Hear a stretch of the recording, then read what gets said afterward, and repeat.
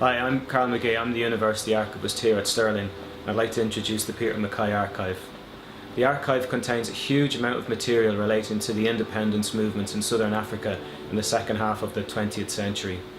Peter Mackay emigrated to southern Africa just after the Second World War to begin new life as a farmer.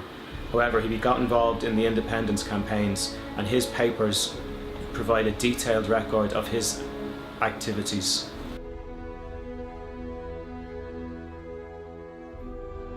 The collection contains all of Peter Mackay's personal and political papers, which cover his entire life in Africa and all aspects of his political activities.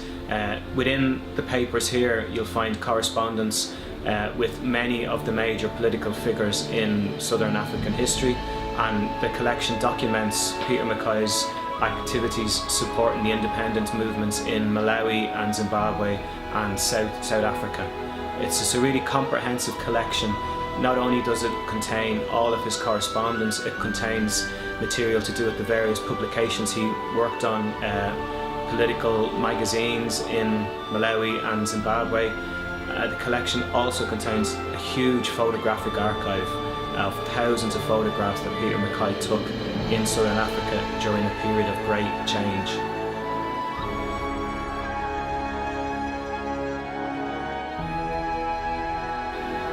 So what is Peter Mackay's links to Stirling and the surrounding area?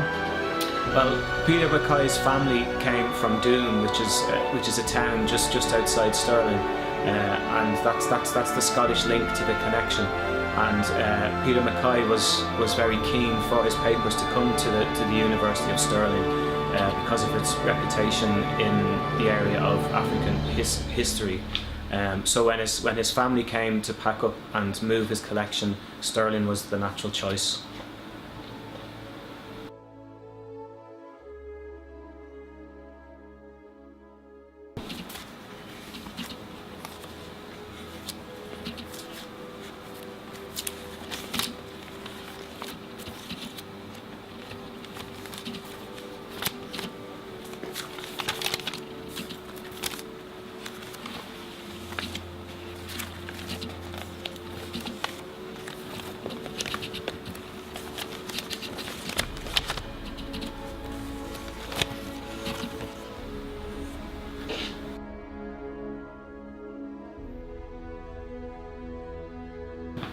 The collection provides a huge opportunity for students here at Stirling University to get involved in the project.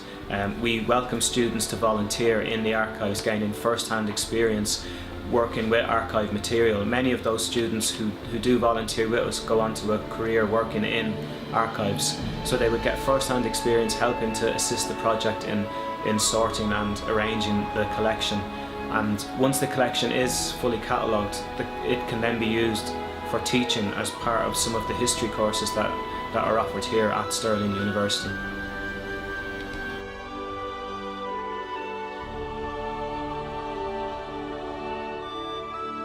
For digitisation are to digitise as much of this collection as possible and make it available to researchers right across the world, including Africa. To do this, we're going to work in partnership with JSTOR, who provide access to digitised material. JSTOR have a resource called Struggles for Freedom, which provides access to material relating to the independence movement in Southern Africa, and we would make our material available through the Struggles for Freedom site. The other advantage of working with JSTOR is that JSTOR provide free access to all of the digitised resources to universities and colleges throughout Africa.